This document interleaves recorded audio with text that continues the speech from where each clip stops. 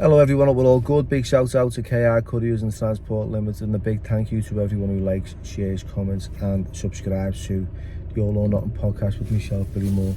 Okay, so what about that? 173 years in total for the 4 defendants accused and convicted of killing Ashley Dale. They're going to be old men when it comes for release, if they survive the sentence, you know, because there's a lot of contributing factors that they're going to be up against.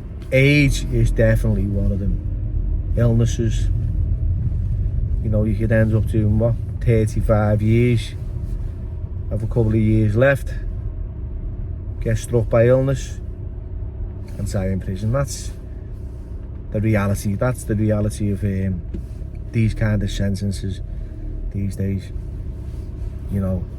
And the courts in Liverpool are definitely setting a precedent for the big jug. 40 years plus. Wow. Right. When I was young and kids would be getting nicked for murder, they'd be going for trial and then getting the sentence, they'd come back with a 15-year tariff. And then you think, wow, that's fucking heavy, that 15 years. It's a long time.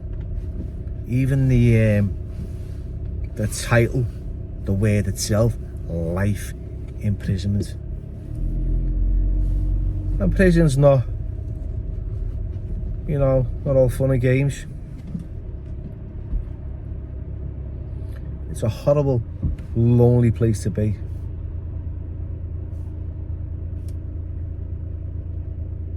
So this is a message that's loud and clear to everyone out there, I believe, who are actively engaged in that kind of crime, with guns and, you know, gang life and killing each other. That if you're on the radar and you're getting nicked, then that's what you're getting. 40 years plus.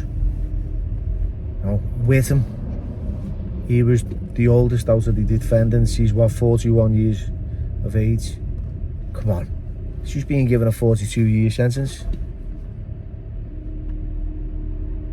What was it, 43? Another year doesn't matter here or there, but those decades. Well, yeah. What's he gonna be?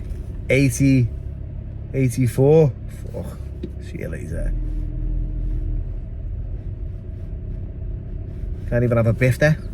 Fucking shit, innit? But it's shit on the family. Well, it's heartbreaking for Ashley's parents. But anyway, you know, that's the consequences. And thanks for watching. Take care.